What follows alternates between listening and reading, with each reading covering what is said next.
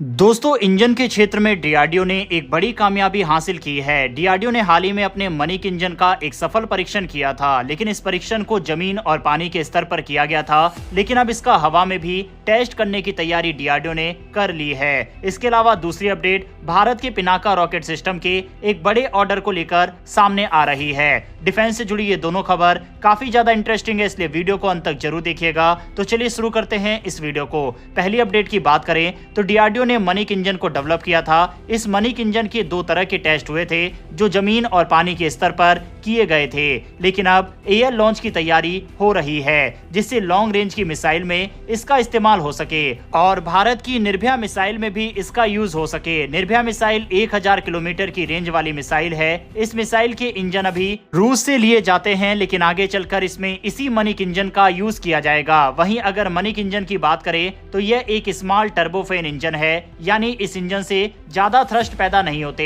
ये करीब 4.5 टन वाला इंजन है। इस इंजन को क्रूज मिसाइल और हल्के अनमैन्ड एरियल व्हीकल के लिए डेवलप किया जा रहा है। डीआरडीओ की ही जीटीआरई यानी गैस टरबाइन रिसर्च एस्टेब्लिशमेंट इसे डेवलप करने में अहम भूमिका निभा रही है। इस इंजन को लेकर पहले भी कई खबरें आई थी। पिछले साल ही इसकी टेस्टिंग को लेकर खबर सामने आई थी, जहां इंजन की ग्राउंड और सी लेवल पर इसकी सफल टेस्टिंग हुई थी। इस इंजन को निर्भया मिसाइल में टेस्ट किया गया था, जो उड़ीसा में हुआ था। लेकिन अब जीटीआरई ने बताया है कि इंजन एयर लॉन्च के लिए तैयार हो गया है। डीआरडीओ ने जानकारी दी है कि इस इंजन के फ्यूल कंट्रोल यूनिट को मॉडिफाई किया जा रहा है, जिससे इंजन तक जाने वाले फ्यूल को कंट्रोल किया जा सके, जिससे ये इंजन अलग अलग कंडीशन में भी काम कर सकता है और आसानी से इंजन तक फ्यूल पहुंचाया जा सके। डीआरडीओ ने कहा है कि इसके लिए 3 चैलेंज है। पहला, इंजन तक फ्यूल का फ्लो देखना है। इसमें फ्यूल फ्लो डायनेमिक के लिए काम किया जा रहा है। हवा से हवा में मार करने के लिए इसका ज्यादा ख्याल रखना होगा। दरअसल जो टेस्टिंग होगी उसमें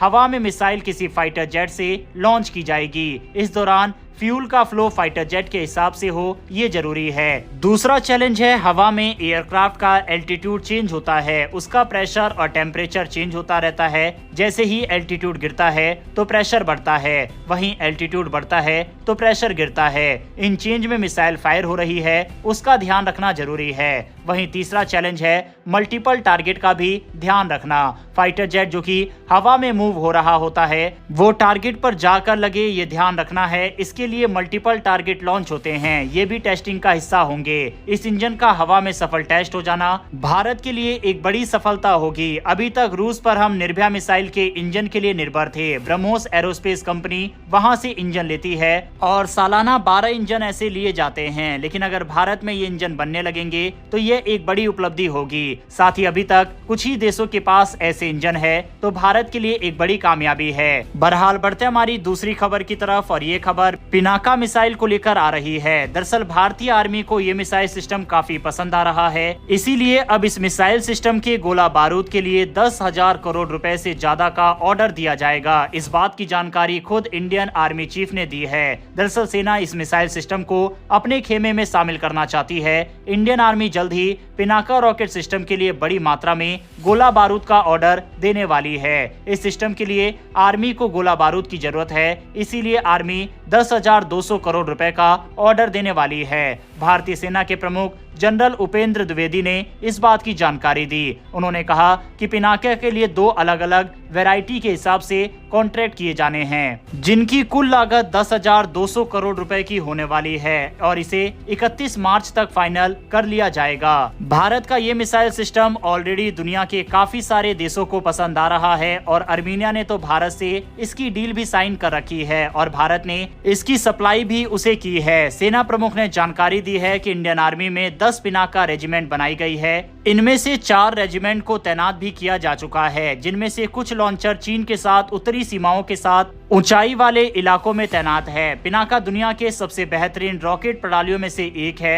ये उच्च ऊंचाई पर मार करने में सक्षम है। जनरल द्विवेदी ने बताया है कि पिनाका रॉकेट में लंबी रेंज मिलने लगेगी तो कई और हथियारों से भारत की निर्भरता कम हो जाएगी, क्योंकि ये ऑलराउंडर काम करेगी। फिर लंबी दूरी के हथियारों को छोड़कर इसी सिस्टम से कई काम किए जा सकते हैं। पिछले साल साल ही इस मिसाइल सिस्टम की टेस्टिंग हुई थी। जब से दुनिया को इसके बारे में पता चला तब से ही मिसाइल सिस्टम को खरीदने की होड़ लगी हुई है। आर्मीनिया ने भारत से पिनाका रॉकेट खरीदने का एग्रीमेंट किया है। कुछ आसियान, अफ्रीकी और यूरोपीय देशों ने भी पिनाका सिस्टम में रुचि दिखाई है।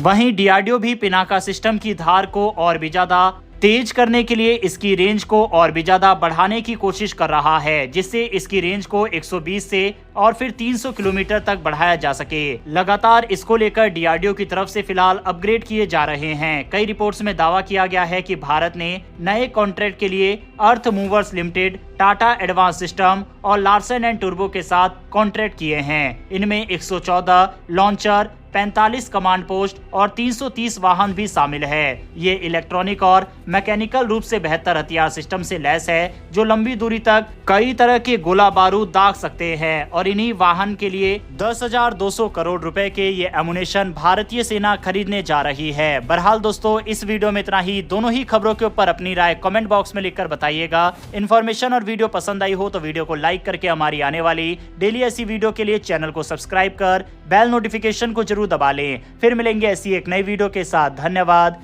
जय हिंद।